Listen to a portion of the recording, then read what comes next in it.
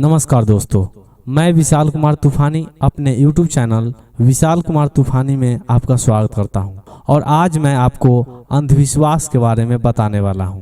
तो चलिए जानते हैं कि आखिर अंधविश्वास क्या है। दोस्तों, अगर अंधविश्वास शब्द को अगर दो भागों में हम बांटते हैं तो अंध जो विश्वास होता है। अंध मतलब अंधा और विश्वास मतलब विश्वास करना, यकीन करना। यानी कि हम कह सकते हैं कि किसी बात को या वो बात या वो घटना सच हो या झूठ हो, अगर हम आंख मूंद कर विश्वास करें उस बात पर, उसी को हम लोग अंधविश्वास कह सकते हैं। दोस्तों, बहुत दुख के साथ कहना पड़ता है कि हमारा देश अंधविश्वासों का देश है। यहाँ सदियों से विज्ञान का तिरस्कार होते आया है और इसी कारण हम विज्ञान में, शिक्षा में और टेक्निकल क्षेत्र में बहुत पीछे हैं। आज ज़रूरत है कि भारत को ढोंग, पाखंड और अंधविश्वास को छोड़कर वैज्ञानिक सोच से आगे बढ़े। आज हम भारत देश में व्याप्त ढोंग, पाखंड और अंधविश्वास के बारे में ही चर्चा करने वाले हैं। दोस्तों, पहला अंधविश्वास तो ये फैलाया जाता है कि किसी व्यक्ति पर शनि देव का प्रकोप है। जरा आप ही सोचिए, जो शनि ग्रह हमसे लाखों करोड़ों किलोमीटर दूर है, आखिर वो हम पर कैसे सवार हो सकता है। हंसी तो तब आती है जब डॉक्टर, इंजीनियर और बड़े बड़े अधिकारी और यहाँ तक कि साइंस के स्टूडेंट भी इस चक्कर में पड़ जाते हैं। जरा सोचिए, यह शनि देव पाकिस्तानियों को क्यों नहीं तंग करता है, रूस वालों को क्यों नहीं तंग करता है, अमेरिका को क्यों नहीं तंग करता है, चीन को क्यों नहीं तंग करता है। और यह शनि देव इसलिए तंग नहीं करता है क्योंकि उनके अंदर शनि नाम का कोई अंधविश्वास उसके दिमाग में बैठा हुआ नहीं है। इसलिए ज़रूरी है कि आप अपने दिमाग में इस तरह के किसी भी अंधविश्वास को रहने के लिए जगह ना दें। हमारे देश में दूसरा अंधविश्वास है भूत और प्रेतों के बारे में। ऐसा विश्वास है कि जब कोई आदमी मरता है तो उसका आत्मा किसी दूसरे मनुष्य को तंग करता है, लेकिन विज्ञान अभी तक सिद्ध नहीं कर पाया है कि आत्मा नाम की भी कोई चीज़ होती है। एक सच्ची घटना मैं बताना चाहूँगा। मेरे गांव में एक महिला का बेटा काम करने के लिए दूसरे राज्य में जाता है। 5 साल तक वो घर नहीं लौटता है, जिसके कारण उसकी माँ को शक हो जाती है कि किसी ने मेरे बेटे की हत्या कर दी। वो दिन रात उसी के ख्याल में डूब जाती है और धीरे धीरे उसके शरीर पर उसका भूत आने लगता है और वो अपने कपड़े फाड़ फाड़ कर बताने लगती है कि किस प्रकार उसके बेटे की हत्या की गई। लेकिन कुछ दिनों के बाद उसका बेटा घर आ जाता है। अब बताइए कि उसके शरीर पर जो भूत आ रहा था वो क्या हकीकत भूत था? इससे साबित होता है कि भूत प्रेत नाम की कोई चीज़ नहीं होती है और यह एक सच्ची घटना है। ऐसा नहीं है कि आपको हम तसल्ली देने के लिए ऐसा बता रहे हैं।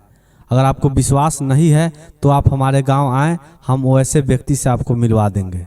अगर किसी व्यक्ति को भूत प्रेत पकड़ता है तो हकीकत में भूत प्रेत नहीं रहता है, उसका एक दिमागी बीमारी है।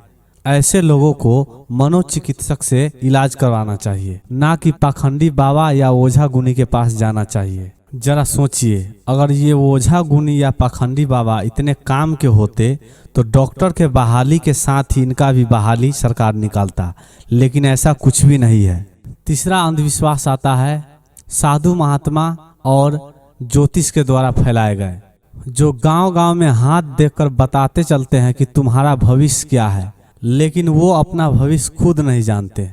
बात उस समय की है जब मैं 10वीं कक्षा में पढ़ता था और मैं मैट्रिक का परीक्षा देने वाला था और एक बाबा मेरे घर पर आया और मेरा हाथ देकर बोला कि बेटा तुम संस्कृत और मैथ में फेल कर जाओगे। मैं थोड़ा डर गया, लेकिन आप विश्वास नहीं करोगे, मैं दोनों विषय में अच्छे नंबर से पास हुआ। ये सब ढोंगी बाबा और ज्योतिषी लोगों को हाथ देखकर और भगवान की मूर्ति को दिखाकर डराते हैं और ठगते हैं। ये सब धर्म के नाम पर धंधा करने वाले लोग हैं। इससे हमें जरूर सावधान रहना चाहिए।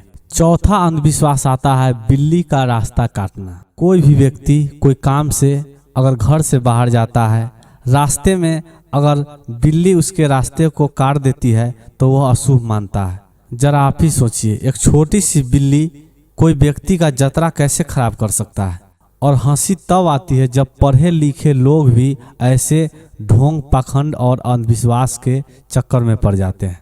तो ध्यान दीजिए और ऐसे चक्रों में मत पड़िए और अपना समय को बर्बाद मत कीजिए। पांचवा अंधविश्वास आता है टीवी चैनलों द्वारा फैलाया गया अंधविश्वास। आप लोग देखते होंगे कि बहुत सारे टीवी चैनलों पर हनुमान यंत्र, लक्ष्मी यंत्र, कुबेर यंत्र इत्यादि बेचा जाता है और कहा जाता है कि इसके द्वारा आपके घर में सुख शांति और धन की प्राप्ति होगी।